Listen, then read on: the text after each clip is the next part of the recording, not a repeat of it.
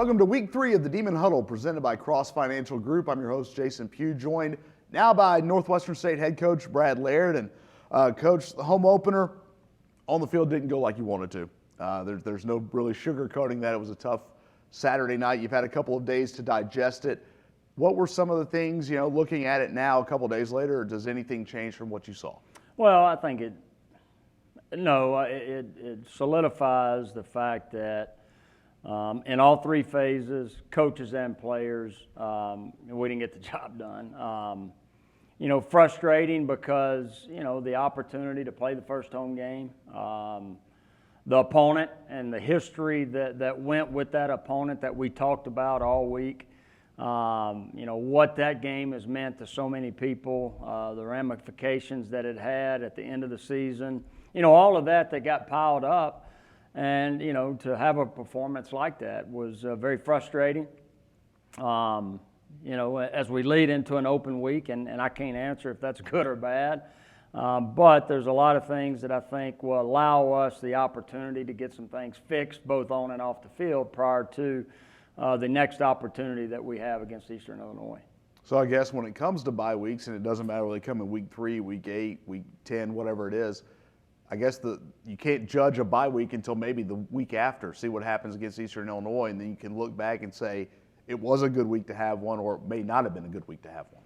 Yeah, because, just like everybody else, whether it's coaches, players, fans, they look at the schedule.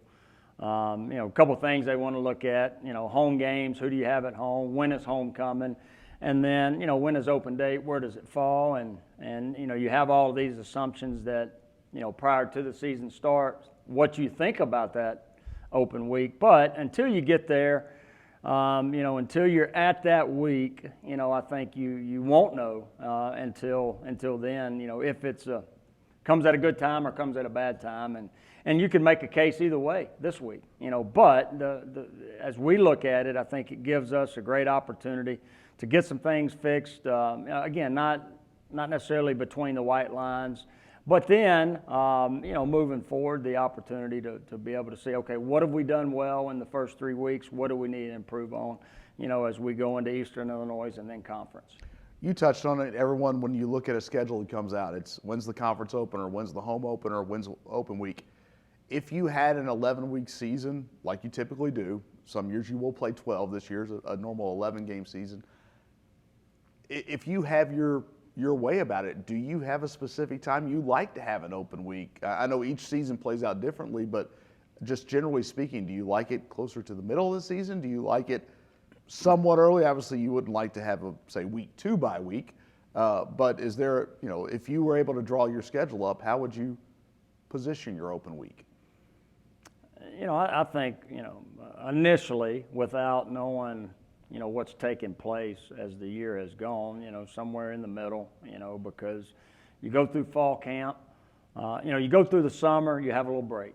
You go through fall camp, we actually give our guys a little break, day or two before we start, into the season, get about halfway through, have a time to reflect on what you're doing well, what you need to improve on, and then finish the last half. But because every season plays out different, I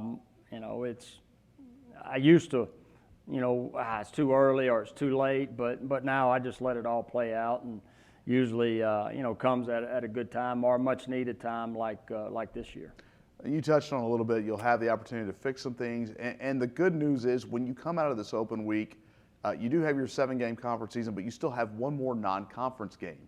So you do have another week to where, look, they all matter. There's 11 opportunities, as you say. There's 11 chances. There's 4 more left at home. You'll get one of those coming out, but it's not jumping into conference play. You still have that 1-week buffer to again, figure some stuff out. Yeah, and along with this open week. So it does. It just, you have a little bit more time as coaches to be able to, kind of self-scout, and when you're in season, game week, it's so pressing, your time is so pressing, it's a little bit more, you got a little bit more time during an open week. So I think that helps us as far as, because there's so many things we are doing well in all 3 phases to, what is that consistency going to look at moving forward? And yes, you have the opportunity with Eastern Illinois coming in, just beat a top 25 team in Illinois State last week. So you're going to have a very good quality football team that's coming back to Turpin Stadium. So, it'll give us an idea of, over the open week, the corrections that we did make or we did change, how did that play out versus Eastern Illinois before we start conference. And of course, one good thing is, without playing this Saturday, a chance maybe for some guys to get healthy. There have been some bumps and bruises accumulated, some guys that really didn't see time until week 3 because some of those preseason injuries, you get a chance to maybe get them a little bit healthy as well. Yeah, and you look at the injury report this morning, you always ask yourself, if it was game week, could they go?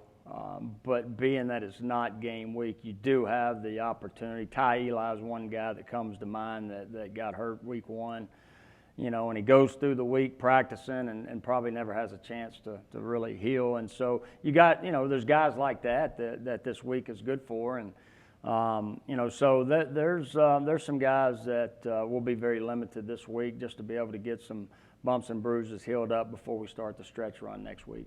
Well, that stretch run will hit, and we talked about this a little bit. You and I sit down on Monday mornings and do our interviews, but this is a little different setting now, so we can talk a little bit differently. Brad, the dad, going to head down to Hammond, and we touched on it a little bit. Brock, your son's got an official visit baseball-wise to Southeastern. A lot of familiar faces down there, and one guy you spent a lot of time talking to over the years is Bobby Barbier, our good friend and now the head coach at Southeastern. Good to see him and the guys you get to have a relationship with. And is it a little different being the parent on the other end of that? Yeah, it is, because you never envision, there's so many official visits that I've done as a coach dealing with parents, and now I'm on the other side of that. You would think I would know a little bit more about how it takes place, but the opportunities that I haven't had the opportunity the first couple of weeks to be a part of those. My wife, Renee, has, at ULM and then at Louisiana Tech. So to be able to, be involved in the process, to how does an official visit in baseball work, and then on top of that, the opportunity of Coach Barbier, being the baseball coach at Southeastern. And the part about that's intriguing is I know the type of person that Coach Barbier is outside of being a baseball coach, and that matters. And that's the way I want to be looked at from parents that are coming to Northwestern State. That it's not just about the X's and O's, but how am I going to develop that young man, for the next 4 to 5 years outside of the football field. No different than my son outside of the baseball diamond. How is he going to grow as a man? Because he's going to come in as an 18-year-old freshman, but he's going to leave at 22, 23 years old, ready to hit the real world. And I know the quality that Coach Barbier and his staff brings to the table, and I know what I'm going to get outside of baseball, and that's so huge in the decision-making process. As the parent, have you had that on the other end? Have there been? I'm sure there have been coaches' sons that have come here on visits that their father as a coach, or maybe an uncle or something like that. So, not really a full circle moment, but kind of a unique moment for you. Yeah, like I said, just to be on the other side of that seat in that meeting, and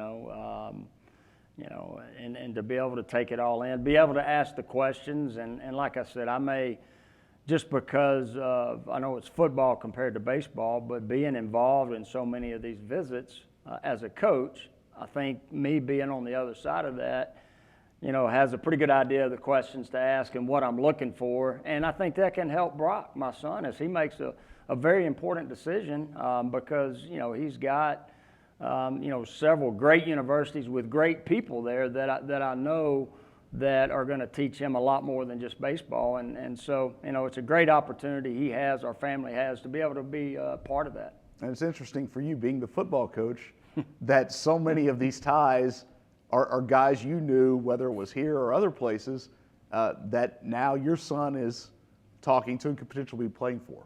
Yeah, it's, being a football guy and my son having the opportunity to play at the next level in baseball, it is a little bit different, but To me, relationships are relationships, no matter the sport. And as coaches, we're in it for the same reason, and that's to develop a young man to be better when they leave, no matter what sport it is. And so, some of these that are now recruiting my son some are guys that I coached in high school. Some are guys that, when I was playing here, were coaching at certain places. So, there's prior relationships to a lot of them, and I think that's important because, again, you understand the opportunities that my son has to be, again, a better person. While we're on this topic, I'm curious, how far did Brad Laird, the baseball player, go? Oh, gosh. Was it done early? Was football kind of always your avenue of choice? No, basketball. I was a basketball guy. I tried to quit football my freshman year because I was going to be the next Michael Jordan in basketball. And I can't shoot, I can't dunk, and so I'm not sure what I was thinking. But, basketball was my first love. I just, and still to this day, it's a sport that I love. But, baseball was always there. For 2 of my 4 years in high school, sophomore and junior year, I did not play. And then my senior year, because I didn't have a spring to get ready for high school football, so I decided to come back and play. But, there's a reason they asked me to switch hit. And not because I could hit left-handed, because I'm right-handed, but I couldn't hit right-handed, so they thought if I switched hit, I may have a good opportunity to hit left-handed. Plus, if I bunted, I was closer to first base and had the opportunity to beat it out. So, when somebody says that, oh yeah, you had the opportunity to switch hit, but it had nothing to do with how good I was. It was I wasn't good hitting from the right side, so they tried me from the left side. That ought to tell you about my baseball career. Tells me you had good speed. That's not what even it tells that. me. Yeah. Well, Coach, thank you so much, and we'll work on the Michael Jordan thing. Rick Cabrera can probably help you out with that shot there. So, Coach, as always, thank you for your time. We'll be back with defensive coordinator Weston Glasser here on the Demon Huddle, presented by Cross Financial. Whether it's in the trailer, behind the camera, or on the air, NSU has a place for you. Learn the ins and outs of an ESPN broadcast while getting a full-fledged education in sports media or broadcast journalism. Northwestern State University. New media, journalism, and communication arts. Learn more at nsula.edu/new media. Welcome back to the Demon Huddle, presented by Cross Financial here on YouTube. Joined now by Northwestern State defensive coordinator Weston Glasser. And Coach, kind of like we touched on with Coach Laird, just very briefly, tough home opener Saturday night against Stephen F. Austin. And now that you've had a couple days to kind of look back, does anything change when you look at that game from what your initial thoughts were? Really a lot of the same that we kind of talked about the first 2 weeks us defensively, and that's the frustrating part in trying to get through to our kids, that everything matters. Every single play matters, every detail matters, because you never know what play is going to change the game. And when you go back really over this bye week, you have to analyze everything, the entire first 3 games. What were we doing schematically, player-wise, personnel?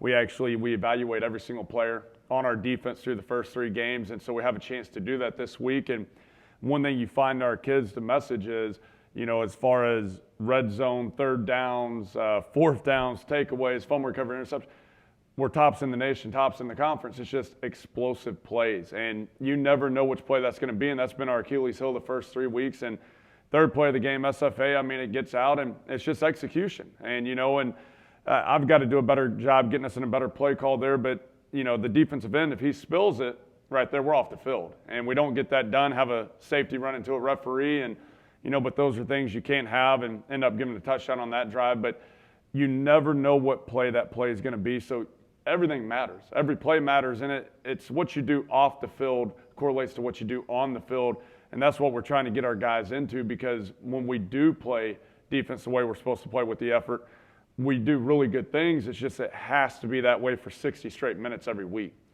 You mentioned, and I was going to touch on this, and you kind of hit on it, on that play, a safety runs into a referee. And when things are not going well, it just always seems like, if things are going well, maybe the running back runs into the referee and he gets knocked down short of a first down. But sometimes does it feel like the snowball's rolling downhill in that situation? Yeah, but in my opinion, effort overtakes that. And so, there's going to be bad breaks like that happen. But then again, like I said, it started up front, started in the middle. Like I said, I could have had us in a better play call. And I give SFA a lot of credit on that play call they had. I mean, they broke a huge tendency that they had been showing. But, at the end of the day, if you execute, I think that thing's knocked down. And they came back and tempoed on that first down and ran the exact same motion, exact same play. We're in the same look. We didn't sub, and we stop it for a 1-yard gain. And so that's the difference of little execution piece. And for granted, I give our kids credit. It's one thing we talked about yesterday. They fixed it on the field without us even talking about it.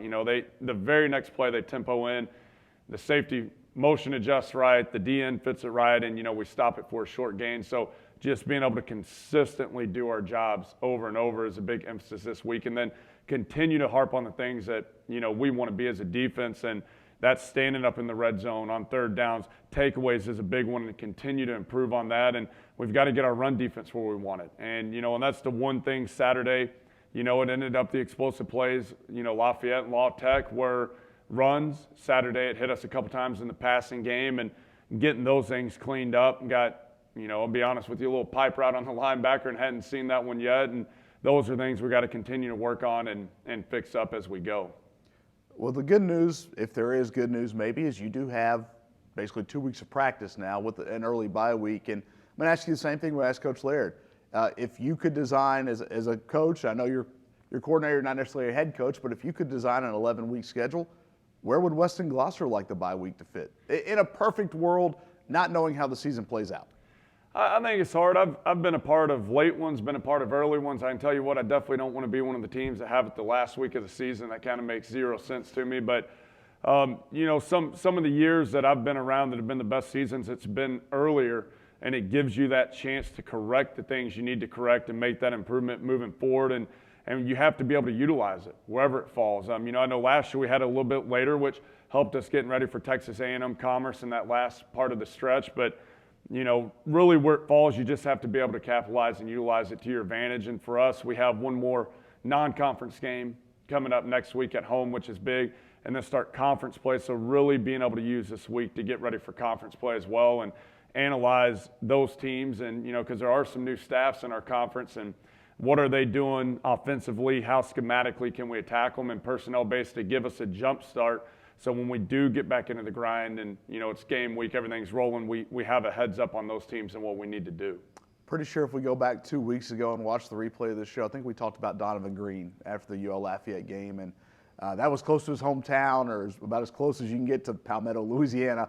But big moment for him Saturday. He did have your only turnover. He had the interception on the screenplay, and those are always kind of fun to watch for everybody when a big guy gets a pick. Now, when a big guy touchdown, would have been a lot more fun. Oh, no doubt. But, to see him, I think a lot of times, sometimes that athleticism for those big guys gets overlooked. For him to make the play he did, that's a pretty good example of the athleticism he does have. And he's a tremendous athlete. And the big thing for Donovan, a lot of people don't know, he's a tremendous basketball player. And so that's something that in high school, even here, they say he goes over to the rack and is unbelievable on the basketball court. And so he showed his athletic ability, being able to undercut the running back. But then also you start, a guy who, he sniffed it out. And that was a heck of a job by him. I know it's something Coach Gistorp really emphasizes with those guys. It ain't easy to get back to the quarterback for any reason and to be able to redirect and make the play he made. And it looked really good on the field. I haven't seen it on the TV copy yet. In our film it's wide, but it looked really, really athletic on the field. Yeah, he wasn't hit between the nines. Yeah. He had to go down and make that play, and maybe he thought he was getting a rebound or a steal. Right, no doubt. Go down and go fight for a low rebound at the rack, which we've all probably done. Some of us less likely than others. Yours truly being one of those. We just touched on the bye week, and we've talked with Coach Laird about this. I probably asked him this all 4 or 5 years we've been together. Haven't had a chance to ask you this. So what does Weston Gloucester do the Saturday of a bye week? We know Monday through Friday changes a little bit. It's less game planning. It's more kind of a holistic approach, if you will. But when Saturday arrives, is it do you just enjoy being Weston the dad, or is it Weston the football fan, or is it a mix of both? A little bit of a mix of both. I definitely enjoy being able to see the kids Saturday morning and hang out with those guys. There'll be a lot of football on TV, though. I can tell you that. A lot of ESPN Plus and Southland Conference games on TV. But really a mix of both, being able to hang out with the family and the little ones and, kind of recharge the batteries and see those guys, which is big. And, have an opportunity this week. A little disappointed. Both my kids are playing sports right now. Neither one of them have a game this week on the bye week, so don't get to take advantage of that. But, definitely get to see those guys and spend some family time together, which is big. And like I said, a lot of football will be on TV. They be on the couch with you sitting there? Oh, no question. They love it. So I'm sure we'll be out in the backyard playing a little catch too. So, At what point does a coach who's also a father of sons, are you sitting there with Deacon and Brooks? Are you going through anything here? Have they gotten to that? I know the little one hasn't, but I know the older one's playing. So has he gotten into the X's and O's part just yet, or is that maybe still a few years away? Oh, he definitely thinks he does. He's absolutely my biggest critic. So, I catch it probably more from him than I do anybody else. And, I'm the hardest person on myself there is, but he lets me know. Saturday night, he let me have it, and he thinks he has the answers. It's always the B gap for him. He said, Dad, you got to, stop the B gap. And so that's what he likes. But he's definitely picked it up. He's pretty smart with where it comes and what we're doing. And he loves sports, loves baseball, loves football. And it's fun. He actually, when he was a kid, he had memorized, listening on YouTube, every school's fight song. You could hear a fight song and tell you what school it was. And so he's in tune to it, knows who it is, knows each team and where it's at. We were talking at the dinner table last night, and he knew Eastern Illinois is coming up. I remember last year, and, first thing he said, that's the blue team with the Panther, right? That's the one we're going to play. And so he has a great memory. And like I said, he definitely lets me know when we're not doing what we need to do. Well, I know one thing. I'm glad we're not necessarily getting on a plane and going back up to Illinois. We're kind of a bus schedule this year, which is very nice and good to have them coming in. Coach, as always, appreciate your time. And we'll be back with the third segment of the Demon Huddle presented by Cross Financial here on YouTube.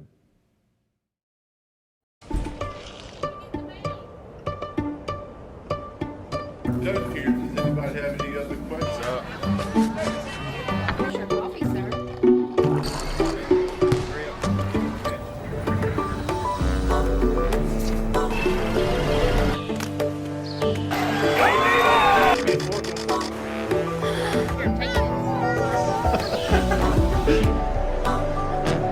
take it. Welcome back to the Demon Huddle presented by Cross Financial, joined now by Northwestern State Offensive Coordinator Bo Blair. And Coach, it was a tough Saturday all around. We know that. There's really not a lot of point in rehashing that. Got a little different sense of what this offense can be because of injury when Tyler Vanderwall went out. First time we've seen Quatarius Hawkins in an extended amount of time. You've had a couple of days to look back. Anything that you looked and maybe saw differently in those couple of days? Yeah, so there's always negatives and positives, but the positive note is we were third, and so go back to the first scrimmage with Coach Glosser. We were 3rd and 9 was average, 3rd and 8 was UL, 3rd and 7 was Law Tech, and we were at 3rd and 5. So we're at 3rd and manageable. We just got to find a way to execute. That's the biggest thing. Another positive note is penalties. We had a legal man downfield, and then a false start, no holding penalties. So that allowed us to be in manageable situations. We just got to execute and get that corrected. I thought Q did a dang good job of getting out of the pocket and if the pocket collapsed, so using those wheels. It's a little different than Tyler Vanderwall's skill set is Quatarius Hawkins. Tyler can move, but Q obviously has another gear, so which helps him out. Well, the one touchdown comes from Hawkins to Jaron Mitchell, and it's always neat. We talked about Jaron some the past couple of weeks, and that's a young man that came here with expectations on himself and probably expectations from your staff as well. Tough first season here. Now he comes out home opener. He does have his first touchdown catch, first touchdown pass as well from Quatarius Hawkins, first of his Demon career. Pretty special moment, and always good to see when those kind of stories start to have a little bit of a happier moment, if not a happier ending. For sure. I mean, it's all about touch and feeling for Q, Jaron, the other receivers, and you got to be on the same page as them. The fact that they, were 2 transfers, connected, the fourth quarter, hopefully we get them going first, second, third quarter, come Eastern Illinois. But it was good to see. It's good to see Q taking that leadership role and coming in there and Jaron executing. So. Talked about the execution. We've talked about we had the joke last year about the air raid stuff, and all joking aside, one thing I know you wanted to do this year was run the football more effectively, and we've seen that through the running game. The last couple of weeks has started to take form. Scooter Adams had a really big run, and we've seen him in the past break those out of the backfield. The last couple of years, it's kind of been more through the air where he's been the big play guy. But a 30-yard run or so the other night, good to see that from him. Yeah, and that's 2 weeks in a row he's had pretty good explosive plays. The big thing is that he's running with an edge now. Last year he was kind of banged up, and he wants the ball. He's hungry. He's a leader on and off the field, wants to get after it, early to meetings. It's not just on the field what you're seeing. I know you only see that, but I see the off-the-field Scooter Adams, and his mental and the way he wants to get after it now is totally different. And so you're right. Not only is it passing, he's also doing a good job of rushing as well. How much of that, given the way his 21 season ended with an injury, I mean, how much of that is, as we talk about coming back from these injuries, it's not always the physical thing you have to get over. Sometimes it's a mental hurdle. For sure. And like, if you would have talked to him during fall camp, he was still back and forth, kind of injured a little bit, but now he's ready to rock and roll, and he's excited. Typically, you go into the bye week, you're like, all right, trying to get your guys healthy, and besides one receiver, we're all pretty healthy right now, and a quarterback, of course, just injured himself, so that's 2 injuries, and typically in the bye week you have a lot. So we're doing good. So the big thing is find a way to execute more in those, like I said, those third down situations, and figure out how to execute better there. Everybody, I think, has a different opinion on bye weeks in terms of when they come. If you like them early, you like them late. For you, if you had the ability to draw out your 11-game schedule, where would you put the bye week? Not necessarily a certain season, but just generally. I would put it where we have a lot of injuries. That's where I would put it. So if we have a lot of injuries week 2, I'd put it at week 3. If we have a lot of injuries week 5, I'd put it at week 6. So wherever our injuries are, and right now, like I said, it's which is good. We're putting in a spot where we're allowed to practice our execution on third downs is what we have to figure out, how to eliminate turnovers. We had a turnover bug, whether it be on a sack, whether it be on interceptions. We had a turnover issue, and we actually had 2 other drops, fumbles, but it went back in our hands by a receiver and a tight end. So we got to fix those. And that allows us for this bye week, So instead of getting healthy, we're getting to work on execution, which is good. We touched a little bit on Jaron Mitchell and his touchdown catch. It wasn't a touchdown catch for Chance Newman, but that's a young man that has made a very circuitous route to getting into this lineup. He came here as a quarterback. He spent some time at linebacker in camp, and now he's at tight end. Got a chance to make a play, and we've talked to Coach Laird about him, and he said just more so his attitude, his team-first attitude has been so important as he's gone along this season, and probably for your offense as well. Yeah, so Chance has probably gone through more hardships than I've gone through, and I'm 32, and he's a senior in college. Grad transfer's probably 22, 23, and he's gone through a lot of hardships. And what I know about him, and he just looks out for the team, what's ever best for the team. Being a quarterback, the first thing we ask him, hey, you're not starting at cornerback, can you play linebacker? He tried. Now he's playing tight end, and he's embracing it. He's excited about it. You could tell at first when he took it on, it was a little tough for him, but he loves it, and I'm very proud of him. Like I said, he's hitting more adversity than I have, and I'm 10 years older than the guy. So, when you talk about moving to tight end, where's he made the biggest strides? Well, the first week he was just trying to learn it because he's never blocked before, and so quarterbacks typically don't. Yeah, so the first week just learning how to block. And this is funny. So 2 weeks ago, he came up to me. He said, Coach, I'm just excited. I finally learned how to block. Now I'm going to learn how to catch. And so now he's learning how to catch. So he's catching the ball. Like this past week, he didn't drop one pass, caught them all, he caught one in the game. And so he was just trying to learn how to, like I said, block at first. Now he's trying to he's got the catching down. I mean, he's becoming a good tight end. So I'm excited about that. And like I said, he just wants to be good for the team. It's not really for him, it's for the team. So it's good. Tight end seems like if you're somebody that doesn't play the sport, not necessarily doesn't play on Saturdays, but just I think sometimes it may get overlooked because you're the hybrid. You're a bit of an offensive lineman. You're a bit of a skill player. Trayvon Jones will probably tell you he's a perfect mix of both. Yeah. But for a new guy learning that position, What is it? Is it blocking? Is it the catching part, or is it just based on the individual for him to figure out the toughest part to overcome? For sure. People always have this mold for a tight end, which is it's hard to find. The 6'4", 240. Someone that's runs fast, catches well, blocks, is cerebral and knows blocking and knows all this. It's hard to find that mold. So typically, you got someone like Trevon, who is a receiver who moved to tight end, and he'll tell you that he used to be a receiver, then moved to tight end, and we moved him here. And then you got someone like Chance and Sylvester and Gage.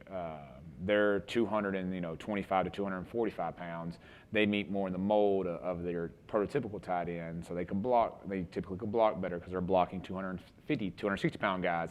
We got Trevon, who weighs he tells me he weighs 220, but he doesn't. He weighs about 212. But he'll go and attack anything, and he'll stick his neck out there and try to get it and get in there and get rough. And so it's tough. The tight end position, I always tell people, besides the quarterback position, the tight end position is the hardest position because you got another run game and pass game. You got to know everything. You got to know how to block, you got to know how to catch. It's a tough position, and he's bouncing in and out from a slot receiver to a tight end to an inline tight end. I mean, it's everything. It's a tough position to play. You're running routes. You're having to figure out who you're blocking. 100%. Like I said, it's hard to find that the perfect mold of a tight end. It's tough. Well, this weekend you won't have to worry about game planning on Saturday. You get to be a normal member of society. You get a weekend, or at least you get a Saturday. For you, I mean, what does Bo Blair do on a weekend or on a Saturday where you're not playing, where you have this open week? Do you become a football fan? And if you do, if you're watching games, how hard is it for you to turn off the coaching side and maybe just be a fan?